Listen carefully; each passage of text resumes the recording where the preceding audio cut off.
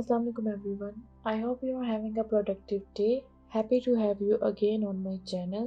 Today we will discuss verbs, its definition as well as the various types of verbs. This is the fifth topic and the most important topic in English grammar. अभी तक हमने चार topics पढ़े हैं, noun, pronoun, adjective and article. ये चार topic पढ़ के हमने अभी तक सिर्फ एक वर्ड बनाना सीखा है। वो कैसे? वो ऐसे कि नाउन हम नेमिंग वर्ड्स को कहते हैं, प्रोनाउन नाउन के रिप्लेसमेंट को कहते हैं, एडजेक्टिव नाउन या प्रोनाउन के मीनिंग में कुछ ऐड अप करने को कहते हैं और आर्टिकल भी यही काम करता है। अब ये चार टॉपिक पढ़ने के बाद हमने एक सेंटेंस का सब्जेक्ट या ऑब्जेक्ट बनाना सीखा है। अभी तक जितने टॉपिक्स हमने पढ़े हैं उनको पढ़ने के बाद we can not make even a single sentence without a verb. If I say the red ball, तो द आर्टिकल हो गया, रेड क्वालिटेटिव एडजेक्टिव हो गया और बॉल नाउन हो गया। अब इससे आगे क्या? We know nothing about the complete sentence. हमें सेंटेंस के बारे में और कुछ भी नहीं पता, हमने सिर्फ इतना ही पढ़ा है, नाउन, प्रोनाउन, एडजेक्टिव और आर्टिकल। और इतना सेंटेंस दी रेड बॉल कोई सेंस नहीं बना रहा। It is impossible to make any sentence without a verb. Sentence बनाने के लिए सबसे ज़्यादा इम्पोर्टेंट वर्ब ही होती है किसी भी लैंग्वेज में। अब वर्ब्स क्या है, इसकी इतनी इम्पोर्टेंस क्यों है इंग्लिश ग्रामर में या इंग्लिश लैंग्वेज में, इसको सीखते हैं। But before we get to the definition of the verb, take a look at these images. What is she doing? She is reading a book. What is he doing? He is playing with a ball. What is she doing? She is doing nothing. She looks confident. What is he doing? He is doing nothing. He is thinking. अब इस सब का मतलब क्या है? First to pictures के अंदर हमें, फर्स्ट टू इमेजेस के अंदर हमें एक्शन नज़र आ रहा है, जबकि लास्ट टू पिक्चर्स जो हैं इनमें हमें कोई एक्शन नज़र नहीं आ रहा। यहाँ पे हमें इनके पोस्चर से पता चल रहा है कि द गर्ल लुक्स कॉन्फिडेंट और the boy is thinking something. तो ये इनके पोस्चर हमें बता रहे हैं हम। सही हो गया। अब इसका मतलब क्या है? समटाइम्स हम सुनते हैं कि वर्ब एक एक्शन वर्ड है। ये ठीक है, लेकिन वर्ब एक्शन वर्ब है, ये हाफ डेफिनेशन है वर्ब की। वर्ब एक्शन के साथ साथ स्टेट भी बताते हैं, तो वर्ब एक्शन वर्ड के साथ साथ स्टेट ऑफ बीइंग को भी डिस्क्राइब कर रहा होता है। Definition and example. A verb is a word that conveys action, occurrence, or state of being. Or a verb is a word that describes an action, an event, or a state of being. Verb action के साथ साथ event को या state of being को भी describe करता है। सही हो गया।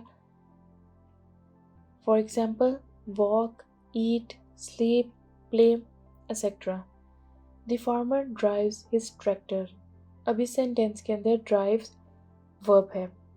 This is a verb, it tells us what the farmer is doing. हमें पता चल रहा है कि फार्मर क्या काम कर रहा है, तो वो ड्राइव कर रहा है अपना ट्रैक्टर, तो ये वर्ब है drive. Functions of verb. Verbs perform different functions. Some verbs show the action of the subject. अब वर्ब के डिफरेंट फंक्शंस होते हैं। अब कुछ वर्ब इस तरह की होती हैं जो सब्जेक्ट में एक्शन को शो करती हैं। Link the subject to the noun और एडजेक्टिव इन द प्रेडिकेट। कुछ वर्ब जो हैं वो सब्जेक्ट को नाउन या प्रेडिकेट में जो एडजेक्टिव होते हैं उनके साथ लिंक बनाती हैं। Work as helping verbs with main verbs. कुछ वर्ब जो हैं वो मेन वर्ब्स के साथ हेल्पिंग वर्ब का काम करती हैं। A verb can be one word or more than one word. It comes after the subject. A verb is the most important word in a sentence. Without it, the sentence would not make sense. Verbs describe what a person or thing is doing or being. Verb जो है वो एक word भी हो सकता है, एक से ज़्यादा वर्ड भी हो सकता है, और ये सेंटेंस में सब्जेक्ट के बाद आता है। वर्ब जो है सेंटेंस में बहुत बहुत इम्पॉर्टेंट रोल प्ले करता है। इसके बगैर हम सेंटेंस नहीं बना सकते, कोई सेंस ही नहीं बनती सेंटेंस में वर्ब के बगैर। वर्ब जो है वो ये बताते हैं कि एक सेंटेंस के अंदर कोई पर्सन और थिंग क्या कर रहा है या किस स्टेट ऑफ बीइंग में है।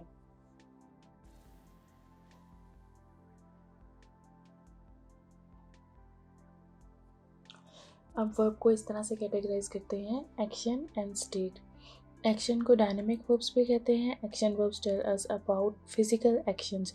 सिंपल एक्शन वर्ब्स जो हैं हमें एक्शन, फिजिकल एक्शन के बारे में बताते हैं। For example write, cook, fall, work, bark etcetera. यानी कि फिजिकल एक्टिविटीज़ जो होती हैं ना, वो जिसमें शो होती हैं उनको कहते हैं फिजिकल एक्टिविटीज़ और प्रोसेस। स्टेट जो होते हैं उन्हें स्टेटिव वर्ब्स भी कहते हैं। Stative verbs tell about a state और कंडीशन। स्टेटिव वर्ब जो है हमें किसी चीज़ की कंडीशन के बारे में, उसके स्टेट के बारे में बताती हैं। They show the relationship between things or show how a person feels about or see things. Stative verb जो हैं वो स्टेट को या कंडीशन के बारे में बताती हैं और ये चीज़ों के दरमियान में रिलेशन शो करती हैं, या पर्सन जो है वो क्या चीज़ को फील कर रहे हैं या देख रहे हैं, उस चीज़ की स्टेट को बयान करते हैं। For example seem, appear, love, like, want, ये सब जो है स्टेटिव वर्ब में आते हैं। इट कैन बी फिजिकल और मेंटल स्टेट। एग्जाम्पल इसकी दोनों की एक देखते हैं। जॉन राइट्स अ लेटर, ये एक्शन है। जॉन जो है वो कोई परफॉर्म कर रहा है, कोई एक्शन परफॉर्म कर रहा है, तो ये एक्शन वर्ब में आएगा, डायनेमिक वर्ब्स में आएगा। मैरी इज सिक, अब मैरी सिक है, ये कोई एक्शन यहाँ पे परफॉर्म नहीं हो रहा है, ये एक स्टेट है, तो यहाँ ये आएगा स्टेटिव वर्ब में।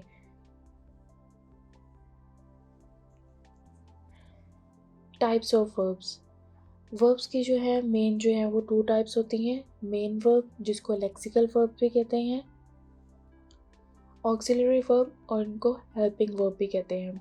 इनके आगे से जो टाइप्स हैं, मेन वर्ब को आगे से डिवाइड करते हैं टू कैटेगरीज में, एक्शन वर्ब और लिंकिंग वर्ब में, और एक्शन वर्ब आगे से ट्रांजिटिव और इनट्रांजिटिव वर्ब में आती हैं।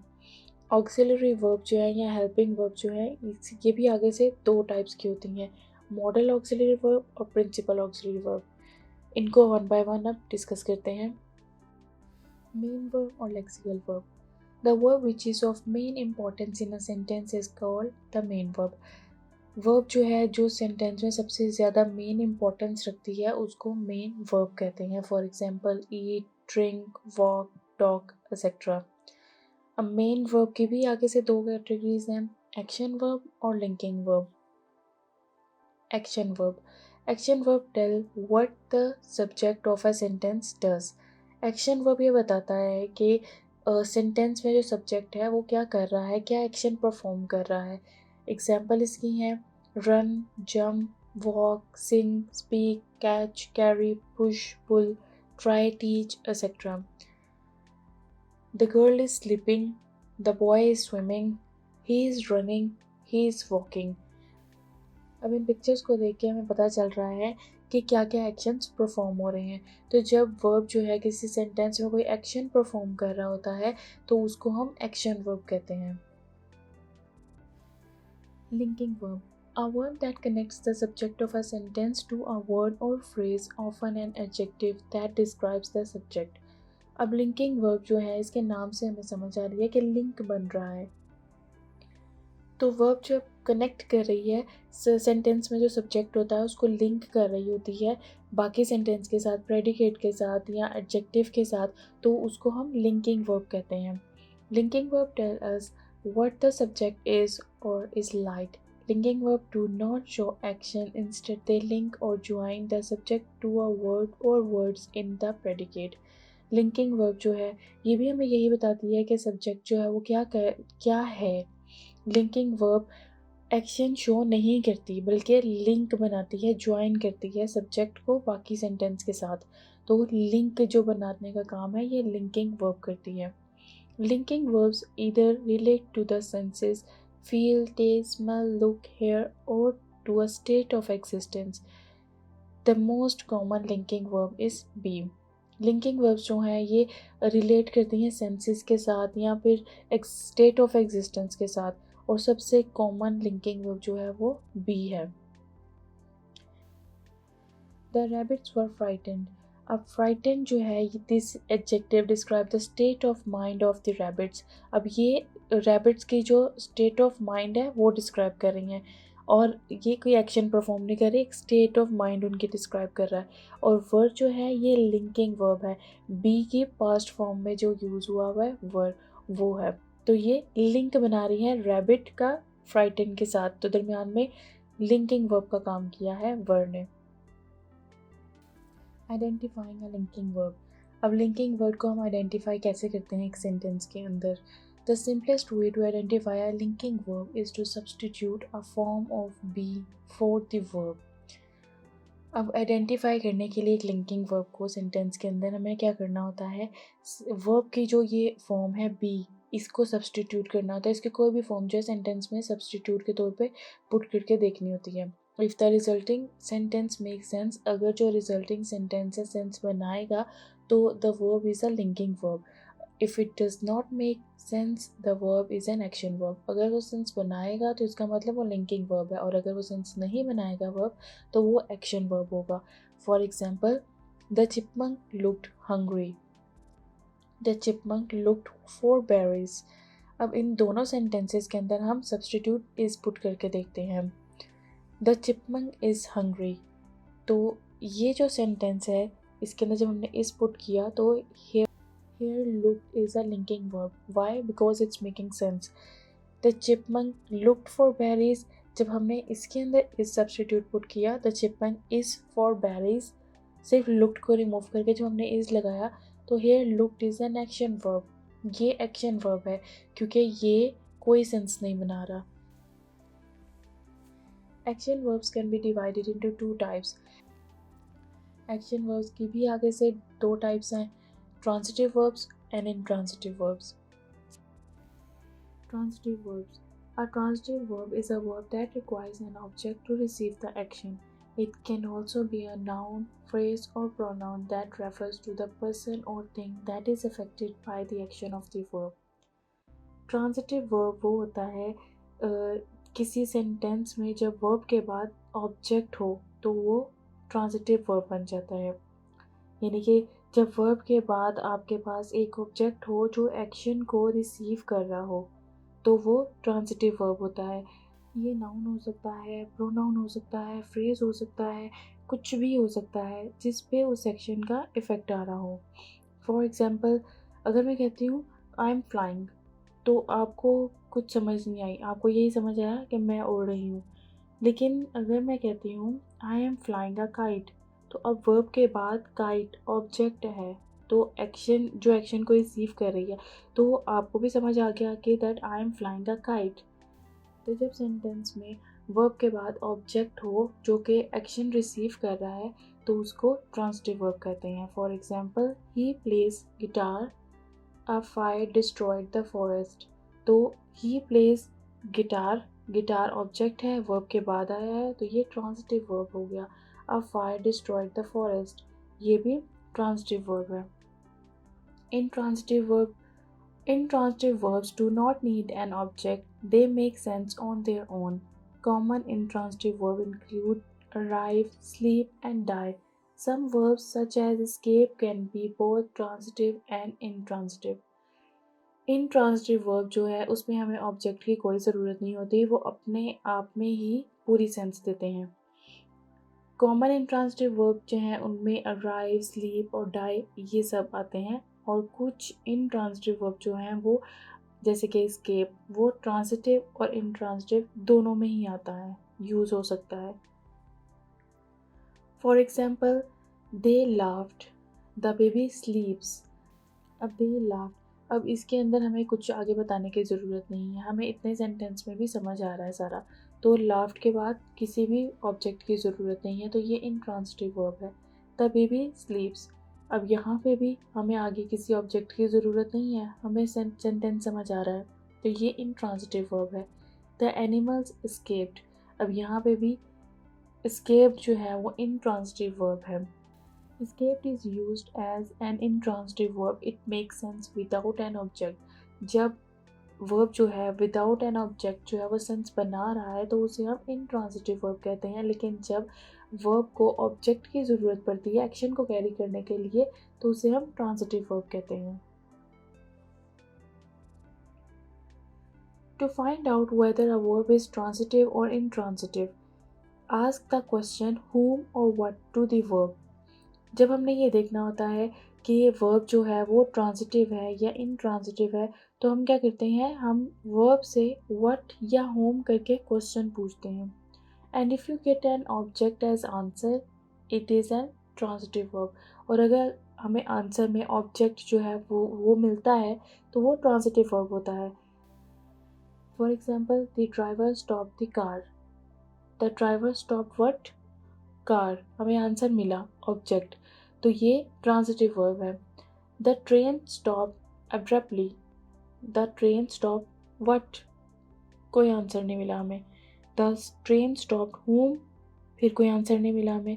तो जब हमारे पास आंसर नहीं आया तो मतलब ये इनट्रांजिटिव वर्ब है, और जब आंसर आएगा एज एन ऑब्जेक्ट तो वो ट्रांजिटिव वर्ब होगा। अब इसकी दूसरी टाइप की तरफ आते हैं, ऑक्सिलरी वर्ब, जिसको हेल्पिंग वर्ब भी कहते हैं। इसके आगे से दो टाइप्स हैं, मॉडल ऑक्सिलरी वर्ब और प्रिंसिपल ऑक्सिलरी वर्ब। पहले देखते हैं ऑक्सिलरी वर्ब्स क्या होते हैं। Sometimes we need an extra verb to help the main verb to work properly. These helper verbs are called auxiliary verb. Sometimes हमें ना एक्स्ट्रा वर्ब चाहिए होता है जो मेन वर्ब को सपोर्ट करके उसके साथ लग के प्रॉपरली वर्क कर सके। तो ये जो हेल्पर वर्ब्स होते हैं इनको ऑक्सिलरी वर्ब कहते हैं। इसकी कोड डेफिनेशन है, a verb that helps another verb express its tense, mood और वॉइस। वर्ब जो है जो हेल्प करती है दूसरे वर्ब को उसका टेंस या मोड या वॉइस अच्छे से एक्सप्रेस करने में, उसको ऑक्सिलरी वर्ब कहते हैं।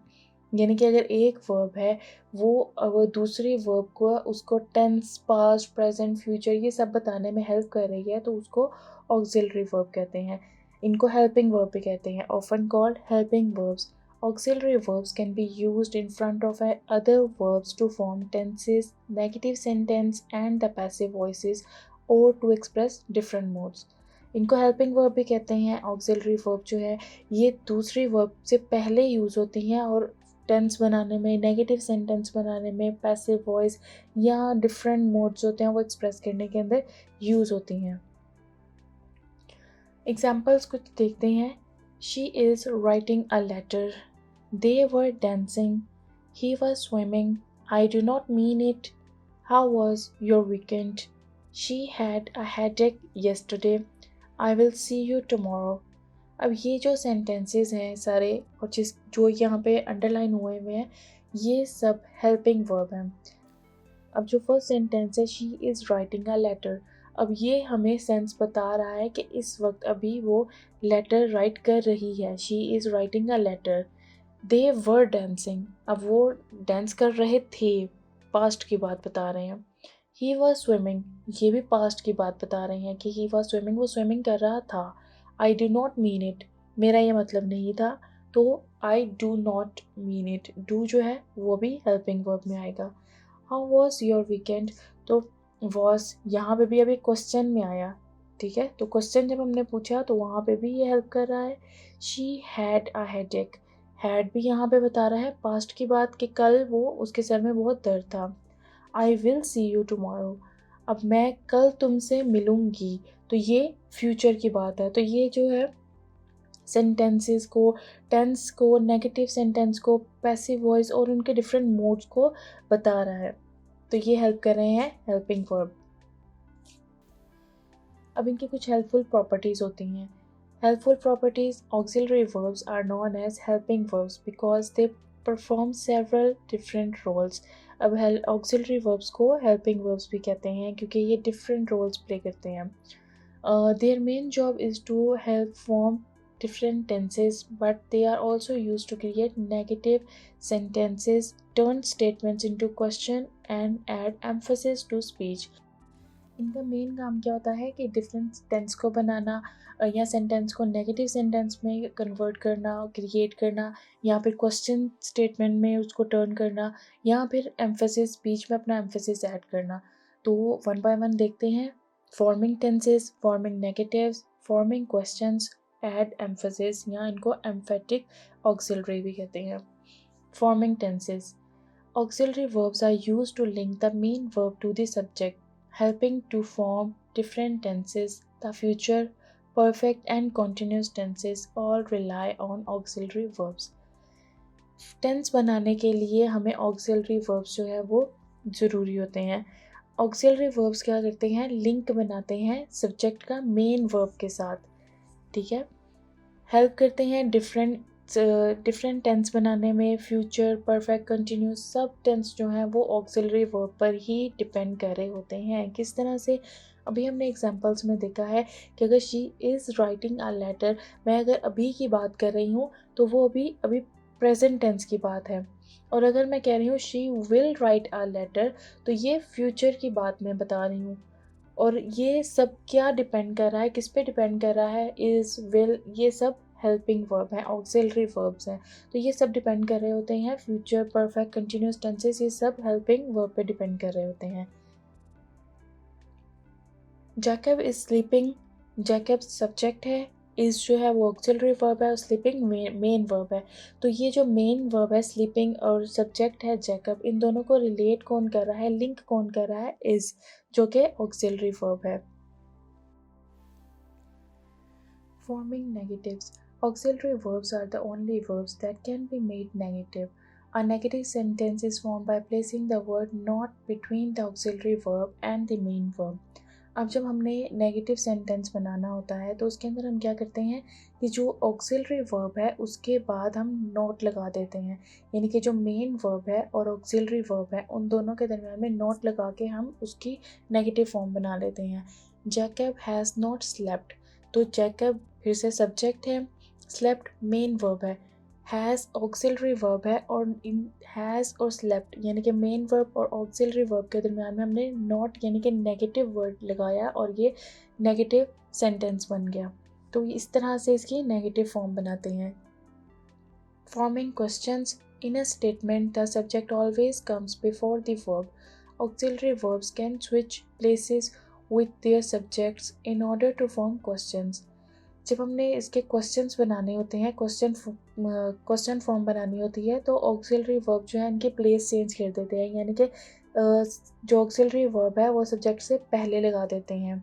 डिड जैकब बिहेव, तो ऑक्सिलरी वर्ब जो है सब्जेक्ट यानी कि जैकब से पहले आया और बिहेव मेन वर्ब लास्ट में, तो मेन वर्ब और ऑक्सिलरी वर्ब के दरम्यान में सब्जेक्ट आ जाता है। तो इस तरह से इनकी प्लेस स्विच करने से क्वेश्चन वाले सेंटेंस बन जाते हैं। Adding emphasis. We can use the auxiliary verb do to add emphasis. The emphatic do is the particular use of the verb do to add emphasis to an affirmative sentence. जब हमने किसी sentence के अंदर emphasis add करना होता है तो वहाँ पे हम डू ऑक्सिलरी वर्ब जो है वो डू यूज़ करते हैं। तो ये जैकब डिड हैव फन, तो जैकब फिर से सब्जेक्ट, डिड ऑक्सिलरी वर्ब है, हैव मेन वर्ब है और फन ऑब्जेक्ट है। अब डिड हैव ने यहाँ पे एम्फेसिस डाला है कि उसने वाकई बहुत ज़्यादा फन किया, यानी कि जो डिड है डू की फॉर्म ये एम्फेसिस ऐड कर रही है स्टेटमेंट के अंदर। तो ये एम्फेसिस ऐड करने के लिए भी ऑक्सिलरी वर्ब जो है वो यूज़ होते हैं। अब टाइप्स ऑफ ऑक्सिलरी वर्ब्स क्या हैं, primary auxiliary verb and model auxiliary verb. Primary auxiliary verb, the verb be, have, and do are known as the primary auxiliary verb. Be, have, and do इनको primary auxiliary verb कहते हैं. Primary auxiliary verbs can be used as the main verb in a sentence or they can be used with participle to form tenses. These verbs also have participles of their own. Auxiliary verbs are irregular verbs and are irregular even in the present tense. Be, have and do इनको primary auxiliary verbs कहते हैं और primary auxiliary verbs जो होती हैं ये sentence में main verb की तरह भी यूज़ होती हैं और इसके साथ साथ ये टेंसेस में पार्टिसिपल के साथ मिलके टेंस फॉर्म करने में हेल्प करती हैं। तो जब हम टेंस पढ़ेंगे उसके अंदर हम ये सारी चीज़ें देखेंगे, पार्टिसिपल्स और पास्ट पार्टिसिपल, प्रेजेंट पार्टिसिपल, ये सब हम उसमें देखेंगे। पार्टिसिपल का थोड़ा सा ये वर्ब के टॉपिक में भी हम डिस्कस करेंगे। These verbs also have participle of their own. Auxiliary verb जो है ये इरेगुलर वर्ब होती हैं और इरेगुलर प्रेजेंट टेंस में भी ये इरेगुलर वर्ब्स होती हैं। इनके ये किस तरह से इरेगुलर होती हैं ये नीचे एक टेबल फॉर्म में देखते हैं। अब वर्ब फॉर्म है infinitive, first person, second person and third person, और पास्ट पार्टिसिपल और प्रेजेंट पार्टिसिपल। अब बी जो है ये किस तरह से इन सब फॉर्म्स में बिहेव करता है, हैव किस तरह से इन सब फॉर्म में बिहेव करता है, और डू किस तरह से इन सब फॉर्म में बिहेव करता है, इस टेबल फॉर्म में देखते हैं। जब हम वर्ब फॉर्म हमारे इन्फिनिटिव है तो बी वहाँ पर जो है बी ही रहता है, हैव वहाँ पर हैव ही रहता है, और डू ही रहता है। जब फर्स्ट पर्सन हम यूज़ कर रहे हैं तो फर्स्ट पर्सन में आ जाता है आई और वी। तो आई और वी के साथ बी जो है वो एम और आर लगता है। आई के साथ एम लगेगा और वी जो है वो प्लूरल फॉर्म है तो उसके साथ आर लगेगा। इसी तरह से जब सेकंड पर्सन की बात होती है तो उसमें यू आता है तो यू के साथ भी आर यूज़ होता है, बी की आर वाली फॉर्म यूज़ होगी। थर्ड पर्सन के अंदर आ जाता है ही, शी, इट, दे, कोई भी प्लूरल, तो वहाँ पर भी इज़ यूज़ होता है सिंगुलर के साथ, यानी कि ही, शी, इट के साथ इज़ यूज़ होगा, और जो दे है या प्लूरल फॉर्म आती है वहाँ पर आर यूज़ होगा। पास्ट पार्टिसिपल्स में जो है बी जो है वो बीन बन जाता है, और प्रेजेंट पार्टिसिपल में बी जो है वो बीइंग हो जाता है, आई एन जी लग जाता है इसके आगे। इसी तरह से जब हैव है तो इन्फिनेटिव में हैव जो है वो हैव ही रहेगा। फर्स्ट पर्सन में आई और वी है, उन दोनों के साथ हैव ही लगता है। सेकंड पर्सन में यू के साथ भी हैव ही लगेगा। थर्ड पर्सन में ही, शी, इट और दे जब ये आएंगे तो वहाँ पे हैज़ और हैव यूज़ होगा। पास्ट पार्टिसिपल में हैव जो है वो हैड बन जाएगा, और प्रेजेंट पार्टिसिपल में हैव हैविंग हो जाएगा। डू इन्फिनेटिव में डू ही रहेगा, फर्स्ट पर्सन में डू फिर से डू रहेगा, सेकंड पर्सन में भी सेम डू ही रहेगा, थर्ड पर्सन में डस और डू दोनों यूज़ होते हैं। पास्ट पार्टिसिपल में डू जो है वो डन बन जाता है, और प्रेजेंट पार्टिसिपल में डू को हम डूइंग के तौर पे यूज़ करते हैं। अब इनका यूज़ क्या होता है और इनकी कुछ एग्जांपल्स देखते हैं। प्राइमरी ऑक्सिलरी वर्ब जो बी है ये कहाँ कहाँ यूज़ होता है। Use to indicate a plan, arrangement or agreement, to denote command, and also use in the formation of continuous tenses. अब बी जो है वो यूज़ होता है कोई भी प्लान, कोई इंगेजमेंट है, कोई अरेंजमेंट या एग्रीमेंट है, उसको इंडिकेट करने के लिए यूज़ करते हैं हम बी। यहाँ पे बी की कोई भी फॉर्म हम यूज़ करेंगे, जैसे हमने अभी देखा इज़, एम, आर, ये सब जो है ये इसकी फॉर्म्स हम यूज़ करेंगे, इनमें से कोई भी। यहाँ फिर जब हमने कंटिन्यूस टेंस जो है वो बनाना होता है वहाँ पे भी हम बी की कोई फॉर्म यूज़ करते हैं। यहाँ पे जब हमने कोई कमांड देनी होती है तो वहाँ पे भी हम ये यूज़ करते हैं be. For example, he is working. I am to see him tomorrow. We are to be married next month. अब यहाँ पर is, am और are जो है ये be की फॉर्म्स यूज हुई हैं according to their sentences. Have या have to है तो वो कब यूज होता है। Have is used in the formation of the perfect tenses.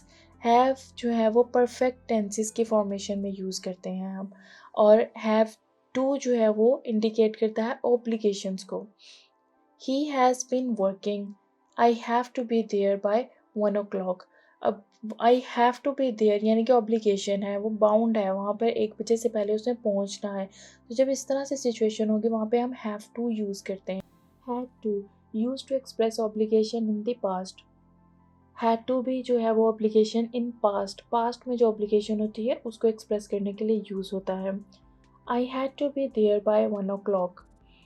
Do used to emphasize the affirmative nature of the statement. Sometimes do is used to make a request, avoid repetition of a previous ordinary verb.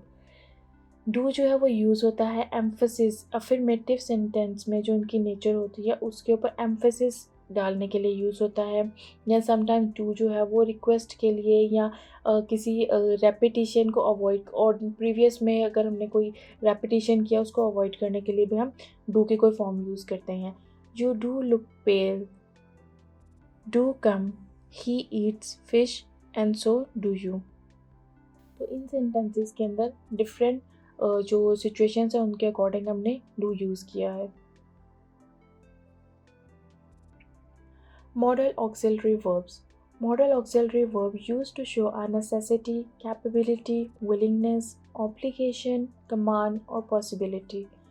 The modal auxiliary verbs include can, could, may, might, must, ought, shall, should, will, would.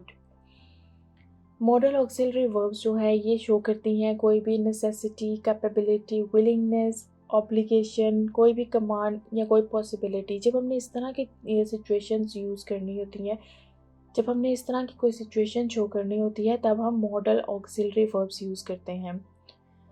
Model auxiliary verb के अंदर ये words आते हैं can, could, may, might, must, ought, shall, should, will, would. इस तरह के जो words हैं ये मॉडल ऑक्सिलरी वर्ब्स कहते हैं इनको। Modal auxiliaries are unusual because they do not have an infinitive form or participles, nor unlike primary auxiliaries and regular verbs do they take the ending as for the third person singular. अब model auxiliary verbs को पढ़ना ना comparatively primary auxiliary verb से आसान है थोड़ा, क्योंकि इसके अंदर कोई भी इन्फिनेटिव नहीं आते, फॉर्म, पार्टिसिपल या इस तरह की चीज़ें चेंज नहीं होती हैं जिस तरह से प्राइमरी ऑक्सिलरीज में या रेगुलर वर्ब के अंदर जो उनके अंदर चेंजिंग्स आ रही होती हैं कि यहाँ पे एस लगाना है, यहाँ पे ये फॉर्म लगनी है, यहाँ वो फॉर्म लगनी है। इस तरह से इसमें चीज़ें नहीं आ रही होती, इसलिए कंपैरेटिवली मॉडल ऑक्सिलरी वर्ब्स को सीखना आसान है। ही कैन गो ये एक एग्जांपल है। अब मैं द थर्ड पर्सन, ही जो है थर्ड पर्सन है, singular modal auxiliary does not take an S, he cans, doesn't make sense.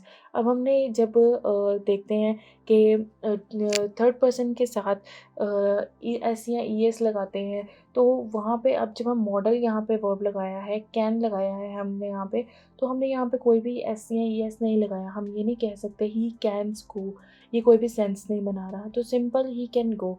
तो ये सीखना आसान है।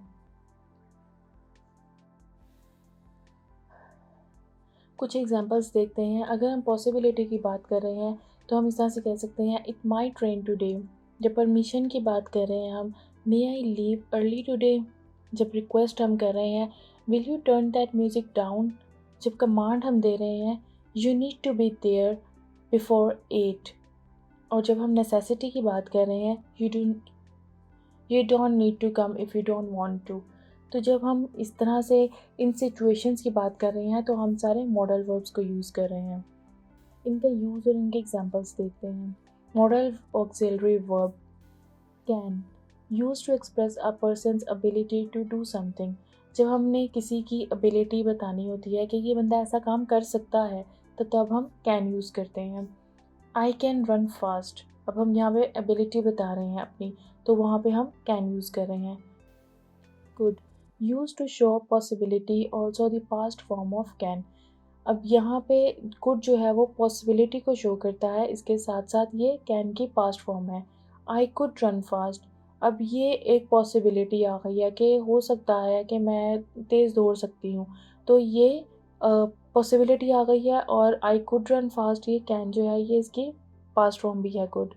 मे, used to ask permissions to do something और to express a possibility. May जो है वो परमिशन, किसी चीज़ की परमिशन के लिए पूछने के लिए यूज़ होता है, या फिर किसी चीज़ की पॉसिबिलिटी एक्सप्रेस करने के लिए भी यूज़ होता है। May I come. Might, use to express a small possibility, also a past form of may जो है, माइट जो है वो मे की पास्ट फॉर्म है, इसके साथ साथ ये स्मॉल पॉसिबिलिटी को एक्सप्रेस करने के लिए भी यूज़ होता है। I might run away. Must, used to indicate a strong obligation.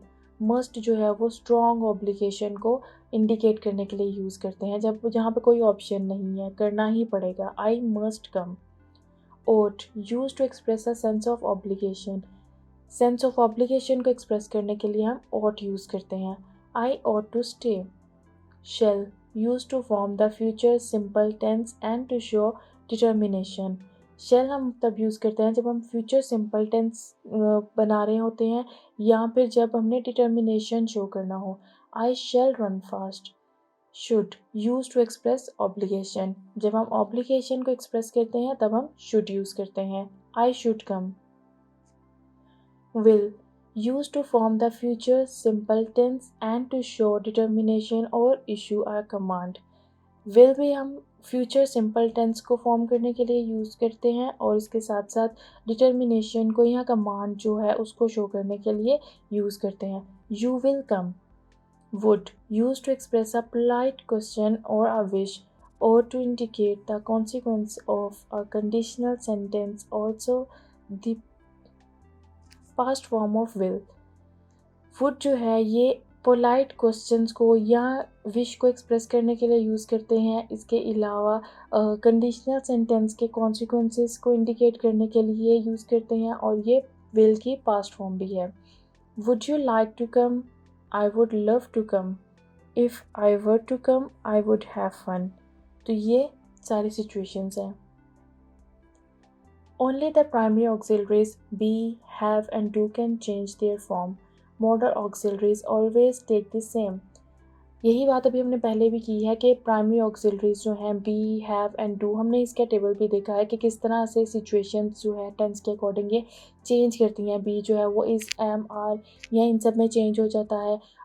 Have, had, has इन सब में आ जाता है। डू, डज, डिड, ये सब जो है ये प्राइमरी ऑक्सिलरीज जो है ये फॉर्म अपनी चेंज कर लेती हैं, लेकिन मॉडल ऑक्सिलरीज हमेशा सेम रहती हैं, ये चेंज नहीं करती। कैन जो है वो कैंस नहीं हो सकता, ठीक है। Might is the past form of may, so might is always used when talking about something that might have happened previously. Might जो है वो may की past form है, तो इसलिए might जो है हमेशा तब यूज़ करते हैं हम जब हम उस चीज़ की बात कर रहे होते हैं जो past में हो चुकी होती है। Sometimes modal auxiliaries are used to add emphasis to a decision or a command. Using will instead of shall for the first person future tense makes a statement sound more determined. For example, I will go to the party.